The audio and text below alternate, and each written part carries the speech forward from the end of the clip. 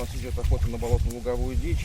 У нас в приоритете сегодня кулик. Олег Сурулев уже более 10 лет ходит на охоту. Последние 4 с собакой по кличке Бим. Она помогает ему добывать дичь. Любовь к такому хобби привили ему дед и отец. 9 лет брал постоянно с собой на охоту. Учил меня этому, втягивал в это, это занимаемое хобби. Очень нравилось. И сейчас сын растет, тоже просится, постоянно с собой его беру. Говорит, сезон охоты на болотно-луговую дичь ждал с нетерпением. Начало сезона для него всегда праздник. Охотничьи породы вообще все очень добрые. У них нет агрессии к человеку.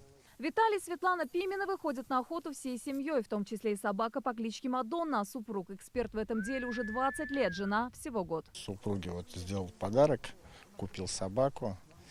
И мы узнали, что, оказывается, с этой собакой можно охотиться. Попробовали, получилось, стали учиться. Когда собака находит дичь, она обозначает ее стойкой. Красивой, картинной стойкой. После этого мы подходим с супругом, готовимся к выстрелу. По команде «дай» она бросается в сторону причуянной птицы и поднимает ее на крыло. С 25 июля открылся сезон охоты на болотно-луговую дичь именно с подружейными собаками. С одной собакой на охоту могут выходить не более 3 охотников. И если сейчас надзорные органы заметят охотника, добывающего дичь без собаки, это может грозить лишением охотничьего билета. С этого дня в Татарстане разрешена охота на 2 десятка вида дичи. Под запретом краснокнижная, например, пастушок, улит большой, травник и веретенник. Охота на редких птиц квалифицируется как преступление средней степени тяжести. Наказание до 4 лет лишения свободы. У охотника должно быть разрешение на охоту. Если это в общедоступных угодьях, только разрешение. Если в закрепленных угодьях, должна быть еще путевка.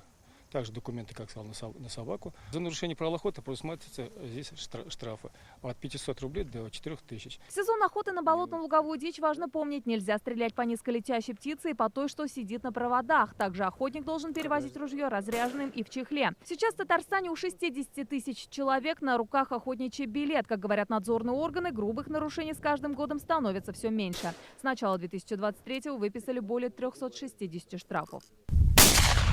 В этом сезоне поохотиться на болотно-луговую дичь можно до 5 декабря, но до 2 сентября только с собакой. Это своего рода поощрение для владельцев четвероногих, объяснили в комитете по биоресурсам. Псы выманивают только птиц, которые умеют летать. Слабые птенцы остаются в гнезде. Это помогает сохранить потомство. Сезон охоты на боровую и полевую птицу откроется с 5 августа, на водоплавающую с 12. Для добычи в Татарстане есть 83 закрепленных угодья. Нафиса Минязова, Рамзиль Гарипов, ТНВ, Лаишевский район.